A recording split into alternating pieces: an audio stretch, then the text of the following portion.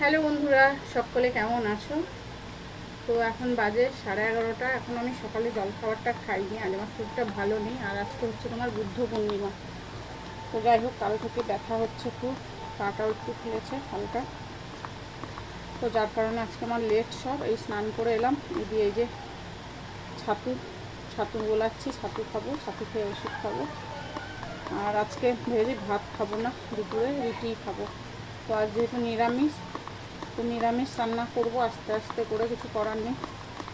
কষ্ট হচ্ছে তো, তাও কিছু করার নেই, করতে হবে। আর এই যে এখন ছাতুটা গোলাচ্ছি, ছাতুটা খাবো। প্রচুর গরম বন্ধুরা, আর গরমে আমাকে গরম জলে স্নান করতে হয়, মানে খুব কষ্টের ব্যাপার যেটা। তো যাই হোক, তো এই যে ছাতুটা খেয়ে নিই, ছাতু খেয়ে ওষুধ খেয়ে তারপরে রান্না করবো। তো কী রান্না করি সেটাও তোমাদের সঙ্গে শেয়ার করবো। তোমরা একটু সামনে থেকো, পাশে থেকো।